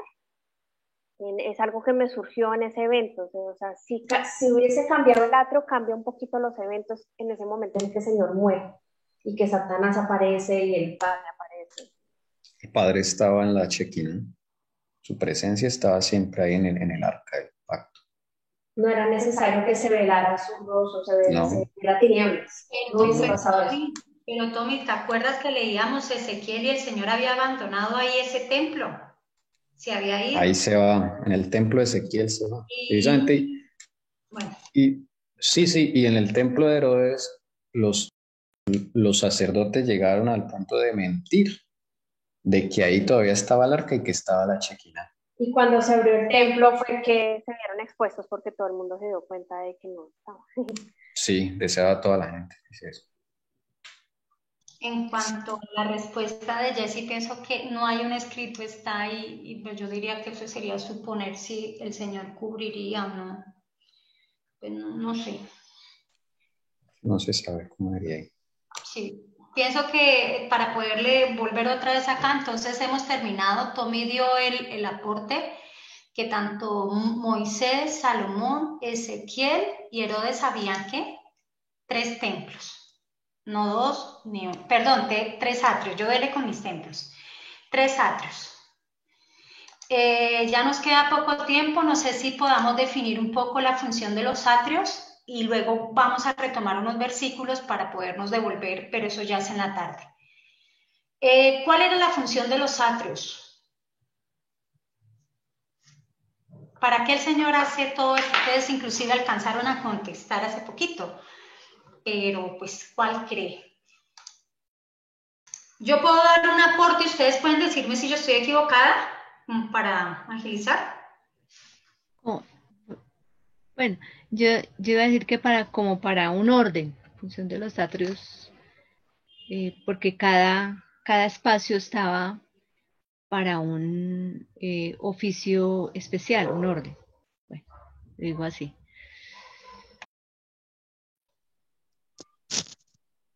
Yo creo que también sí los atrios se los utilizaron para una misión especial, para llegar a una misión, mejor dicho, a un límite de lo que iba a suceder. Pues tenían una misión, y esa misión pues llegaba a algo especial al final. Eso lo creo. ¿Una misión o una función? Una misión, como misión y función sería. Los dos, como está la pregunta ahí. Sí, claro, ellos tienen una misión y una función. Sí, eso sí lo creo. No sé si estaré mal. Bueno, yo voy apuntando lo que me escriben y ustedes me dirán ya a la final, por favor. Un propósito. O sea, en vez de misión sería propósito, que creo que es lo que está diciendo el hermano Alexander. Dar un propósito diferente a cada uno de los. De marcar propósito. No sé si es así. Estoy de acuerdo con Tommy. O sea, es como, es que estoy pensando en lo que dijo el hermano Alexander. Él dijo misión. Pero creo que él se refiere como al propósito de cada zona. De marcar. O sea, ¿le pongo propósito? Le pregunto al hermano Alexander si eso es lo que quiere mencionar. Sí, hermano. Ok, entonces sí le entendí bien. Bueno, yo voy a dar una idea y a ver si de ahí se puede como cuadrar. Ustedes van a decir, no, Alcira, no estoy de acuerdo. Entonces yo diría que fueron hechas con el fin de no excluir personas, sino con la finalidad de establecer, como han dicho ustedes, un orden en la casa de Dios. Así como Dios ha dado funciones actualmente y responsabilidades dentro de nuestras iglesias locales, eso literalmente viene desde ahí. Entonces era para inclusión, no para exclusión. Sí, y creo que nunca inclusive yo diría que ahorita todavía nunca se ha entendido, ¿no? Yo viví cosas ahí dentro de la iglesia que inclusive a veces, hermana, eso no lo puede tocar porque solo los diaconizos lo pueden tocar y, o sea, a veces inventan y cargan unas cosas que que ni siquiera están en la palabra y uno dice, oiga, llega a venir otra persona que no conoce, toca algo y mejor dicho eso arman un escándalo y entonces a veces uno dirá, no, esas cosas tan insignificantes, no, es que eso conlleva a uno llegar a excluir personas, ¿no? Como que santos somos nosotros y fuimos separados y pues no sé, puedo crear aquí una controversia, pero ahí les digo. ¿Y bíblicamente está así, con el fin de no excluir personas? Sí, mira, por ejemplo, en el Salmo 65:4, ahí confirma lo que dice el Sira, porque dice, bienaventurado el que tú escogieres y atrajeres a ti, para que habite en tus atrios, seremos saciados del bien de tu casa, de tu santo templo. Amén. Entonces sí era cierta forma, es una forma para atraer a todos, ¿no? Sí. A él. Voy a poner ese versículo porque cada vez que encontremos un versículo particular me gustaría que lo dejáramos ahí. Voy a apuntar ese. Sí, mientras apuntas, voy a aportar algo con respecto a lo que dijiste, Elcia, de que es de inclusión. Mire, no era propósito inicial de Dios que solo Aarón entrara al lugar santísimo. ¿Sabían ustedes eso? Ese no era el propósito. Lo que pasa es que eso, la decisión... Buenísimo. Claro, y está allí en Números. ¿Se acuerdan cuando murió los hijos de Aarón? Nadab y Abiú. Sí. Y ahí el Señor decide no solo que fuera Aarón, sino que una vez al año podía entrar en el lugar santísimo. Una vez al año solo Aarón, pero fue a raíz de la muerte de ellos dos. O sea... ¿Puedes volver sí, a repetir, por favor? Qué pena. Me pareció muy... el propósito original de Dios no era que solo una persona o una familia pudiese entrar al lugar santísimo. No era ese el propósito de Dios. O sea, hay textos, eso es todo un tema, pero el propósito inicial era que cualquiera que llegara a prepararse pudiera llegar directamente a la presencia de nuestro Señor Jesucristo y hablar con Él. Es que Él no tiene ningún problema en eso, el problema somos nosotros, que no queremos prepararnos, ¿sí? Es más, cuando el pueblo empezó a murmurar y eso, Él se tuvo que apartar y dijo, ya no puedo estar acá porque si no voy a hacer un estrago en medio del campamento, o sea, mi ira los va a exterminar por causa de sus pecados. Pues ahí es cuando sacan el santuario, ¿sí? Lo retiran y le hacen un área al santuario. Pero el propósito original era que Él estuviera en medio de ellos, ahí juntos, todos. Pero eso exigía una preparación especial. Eso me acuerdo que tiene un apoyo cuando el Señor Jesús invitó a todo el pueblo a que subiera al Sinaí, cuando Moisés, y que se prepararan durante, si no mal no estoy, 3 días en ayuno, y él quería cara a cara bajar y hablar con su pueblo, y el pueblo, bueno, tuvo tanto pánico y estuvieron ahí que cuando se vio un poquito de la gloria del Señor, se fueron corriendo y el único que quedó pues fue Moisés y le dijo que subiera Moisés, pues. Y creo que alguien subió con Moisés, no sé si fueron, bueno, Josué alcanzó a subir un poquito. Es que el que quisiera, el que quería podía acceder a la presencia de Dios. Y pero no se quisieron preparar, pues. Exacto. Por eso no soportaron la gloria y salieron corriendo. Sí, la invitación. Algo que doy aporte, no sé si ustedes piensen también, no solo Tommy, sino todos. Pienso que lo que Tommy está diciendo de referente a Aarón tuvo un cumplimiento en 1840-1844, lo que hemos venido hablando, que unos se quedaron en el altar, uno en el lugar santo y otros llegaron al lugar santísimo. Era como la simbología de lo que iba a pasar para cuando empezara el juicio, ¿no? Estoy totalmente de acuerdo con eso, Lucía. Uno es el que decide hasta dónde quiere llegar con el Señor Jesús, no él. Él ya tiene todo el plan, pero las personas finalmente son quienes deciden si quieren llegar a la misma presencia de Jesucristo. Física, estoy hablando de presencia física, que vaya usted y hable con el Señor Jesús. ese privilegio, porque es un privilegio, debería ser la única y más grande ambición de nuestra vida. Eso es. Como por ejemplo el privilegio de cooperar y hacer lo posible, aunque uno a veces se desfallece y se porta mal, pero hacer lo posible y esforzarse por ser de los 144.000. Claro, eso es Por un ejemplo, privilegio. la oportunidad que Amén. Dios le da de alguien que quiera hacer. Bueno, ya el Señor sabrá si uno va a ser mártir y ya lastimosamente, pero uno poder hacer eso, pues. La gente le mete empeño a todas las cosas terrenales, a ser gerente, a tener dinero, bueno, le mete todo el empeño, sacrifica su salud de todo por alcanzar un bien terrenal. ¿Y cómo nosotros no vamos a hacer el mínimo esfuerzo que nos pide el Señor, ¿sí? Para llegar a contemplarlo y estar con Él todo el tiempo? O sea, eso es una cosa, nosotros no apreciamos eso. Por eso unos se quedan allá en el atrio adorando, otros se quedan en el lugar santo. O sea, el ser humano.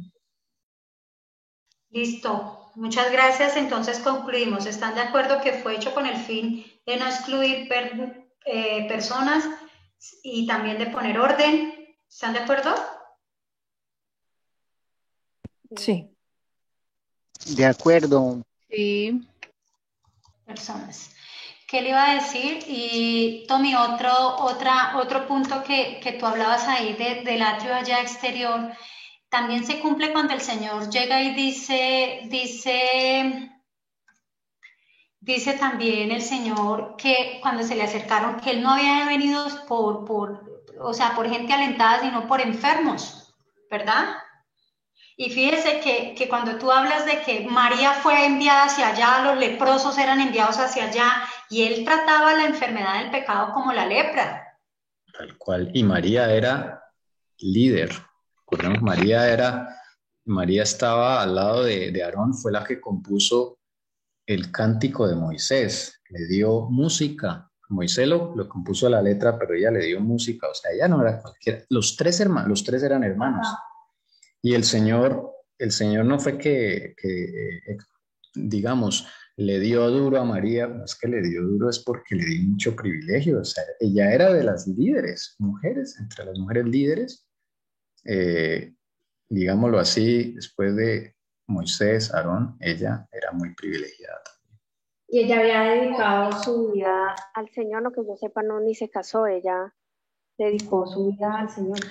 Ella fue la que Dios usó para guardar a Moisés cuando era bebé, y que ella fue la que lo siguió en el río a su hermanito para que nada le pasara, y fue la que le dijo a la hija del faraón, le dijo: yo le tengo la señora que le va a amamantar a su hijo, su propia mamá. E interesante, o sea, María no era, digamos, por eso se le exigió mucho. Y ahí podemos mirar dos cosas y dos aspectos, Tommy, que hablas ahí. También el cargo, el liderazgo al cual se le dieron, y también la cercanía que ella llegó a tener también con Dios. Entonces uno puede mirar que hay dos aspectos, uno no puede ir separado del otro. Sí, lean el cántico de Moisés cuando cruzan el Mar Rojo, lo que contiene ese cántico. Ellos sabían del templo de Dios. Ahí se puede ver que María sabía y tenía conocimiento también del santuario. O sea, probablemente no sale mucho María, ¿no? Porque todo ahí es Moisés, pero es que María está ahí al lado siempre está. Son los tres hermanos apoyándose. Y no debía haber desunión entre ellos. Hermanos, yo pienso que dejemos hasta acá, ha sido muy bueno, muy productivo. Oye, Elcira, disculpa, pero Señora, no me quedó claro, al fin definimos lo del altar y los que hablan en él, pero ya nos no. devolvemos, Pati, la finalidad era como cuando tú estás presentando un examen y esas dos hay como dudas, entonces tú avanzas para ver, al ir avanzando todo esto que estamos estudiando ahorita, la idea más la otra es devolvernos para poder contestar las tres que quedaron pendientes arriba. Ah, ya, ok. Bueno. ¿Listo? Tranquila, eso vamos a seguir, no hemos terminado y todo se tiene que contestar con la ayuda de Dios. Entonces, hermano. Alcira, una cosita, yo he pensado que también en la función de los atrios, pues es la puerta de entrada, ¿no? Es la primera puerta de entrada. Es la puerta de entrada. ¿Cómo lo podemos dejar? Porque también yo ya iba a colgar y aquí dejamos orden, misión y propósito. Entonces no sé qué dejar ahí. Paula dice que son Pues es que llamados. puede dejar que es la puerta para que todo el mundo entre, ¿no? Todos los gentiles, todo el Entonces mundo. podemos poner misión, propósito, la puerta para que toda nación, todo pueblo, lengua entre. Sí, porque ese es exactamente el santuario, ¿no? O sea, está al alcance de todos, pero hay que hacer la parte de nosotros, ¿no? Yo también lo veo que es como el llamado que hace Dios y la gente decide si entrar o no, ¿no? Que la puerta es como un llamado a entrar al templo. Aquí estoy a la puerta y llamo, dice mi esposito. Es un llamado, o sea, la puerta es un llamado. Bueno, dígame entonces ahí yo ya puse y ustedes me dirán cómo corrijo. Ahí donde tienes una idea es ahí donde tienes sino con la finalidad de poner, más bien sino con la finalidad de hacer un llamado o de llamar. No sé. Perdón, es que ahí borré y era Con la finalidad. de poner orden, que fue la palabra que quité. Ah, ya. Perdón, gracias. Y poner orden y hacer un llamado. Podría ser y hacer un llamado. O llamar a las personas. Bueno, dejemos así, no hay otra observación. Hermanos, terminamos con una oración. Vamos a dejar a que un hermano nos colabore diferente a nosotros, Somi, y terminamos con una oración. ¿Quién le gustaría orar terminando este estudio que tuvimos en la mañana en compañía de Jesucristo y su Santo Espíritu? Bueno, hermanos, entonces voy a orar. Oremos.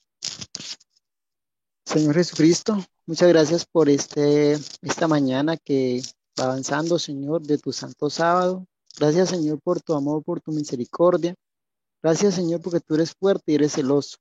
Señor, gracias por este estudio que tú nos regalas de tu palabra, Señor, de poder compartir y deleitarnos, Señor. Muchas gracias te damos. Ponemos en tus manos esta tarde, Señor, que todo lo que hayamos estudiado, Señor, por medio de tu Santo Espíritu, nos lo recuerde y nos podamos preparar cada día, Señor, y prepararnos para tu segunda venida, Señor. Señor, en tus manos colocamos todos nuestros problemas. También colocamos al grupo de La Verdad os hará libre, Señor, para que podamos ser luz en las tinieblas. Y bien esta tarde, Señor, que podamos reunirnos otra vez para compartir, Señor, y hablar de tu palabra, Señor. Señor, todo lo agradecemos a ti, Señor, porque tú eres grande, eres poderoso y eres sabio, Señor. Señor, tú dijiste que si necesitamos sabiduría, danos sabiduría y entendimiento, discernimiento para tu palabra, Señor. Señor, muchas gracias y bendícenos, Señor. Derrama sobre nosotros bendiciones, también sobre tu pueblo, Señor, que se está congregando en la paz de la tierra, Señor. Muchas gracias, Señor. Todo esto lo pedimos a ti, Señor, no porque nosotros tengamos méritos, sino los méritos del Señor Jesucristo. Amén.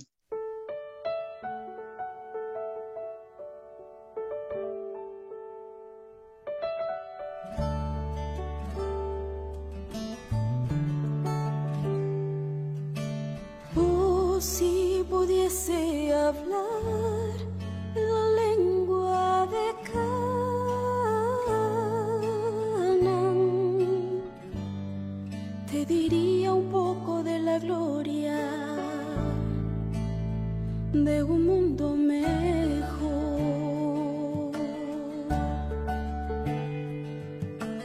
Oh, si pudiese hablar en la lengua de Canaán,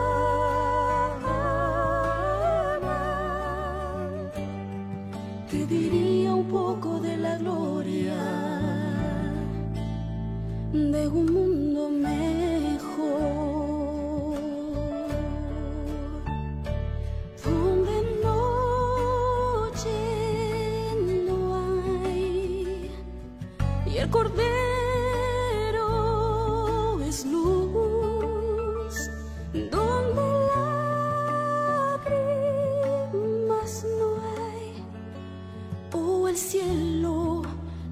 es como la tierra. Oh, no, no, no.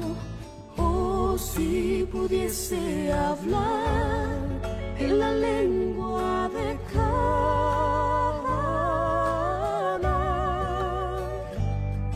te diría un poco de la gloria de un mundo mejor.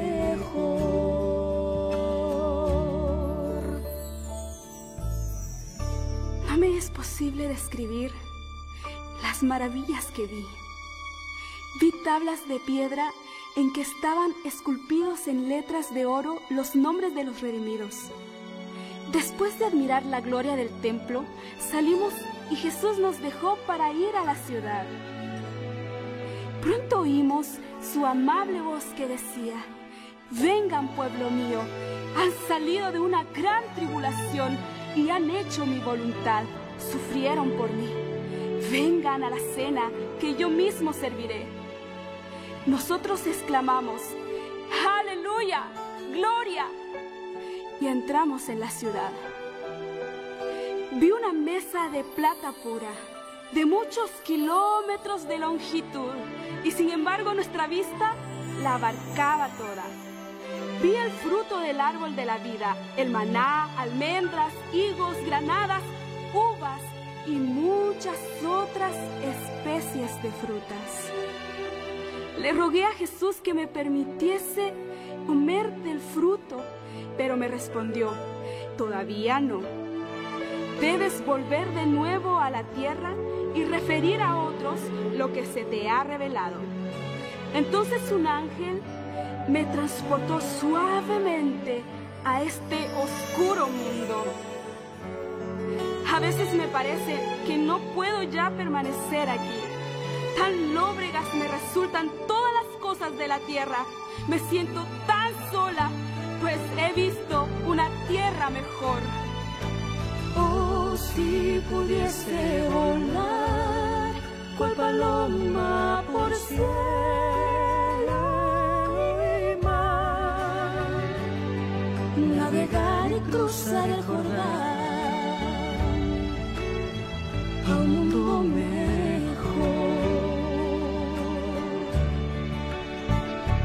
donde noche no hay y el Cordero es luz, donde lágrimas no hay.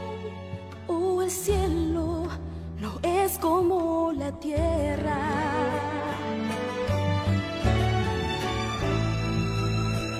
Oh, si pudiese hablar en la lengua de Cana,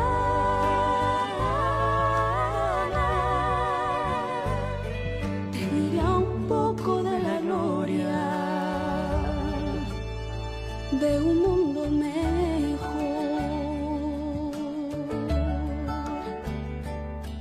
Te diría un poco de la gloria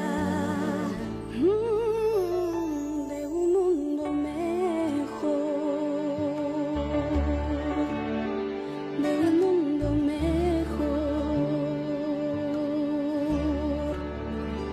de un